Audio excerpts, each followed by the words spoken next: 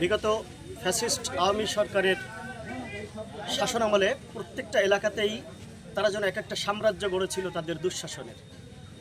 সেই সুবাদে তারা দীর্ঘ 16টা বছর বিভিন্নভাবে সাধারণ মানুষের উপরে নিপীড়ন নির্যাতন অব্যাহত রেখেছিল। আমাদের এলাকাতেও কালে কালে সময়ে সময়ে বিভিন্ন ধরনের অপকর্ম তারা চালিয়েছে।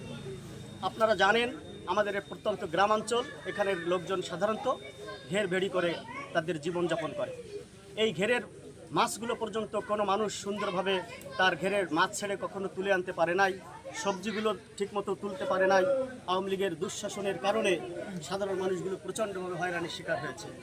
আজ যখন এই আওয়ামী লীগের বিরুদ্ধে কেউ প্রতিবাদী হয়ে উঠছে, তখন তাকে দমানোর জন্য বিভিন্নভাবে মামলা হামলা করে তাদের কণ্ঠ রোধ করার চেষ্টা করা হয়েছিল। রাসেল সেই একজন। Likey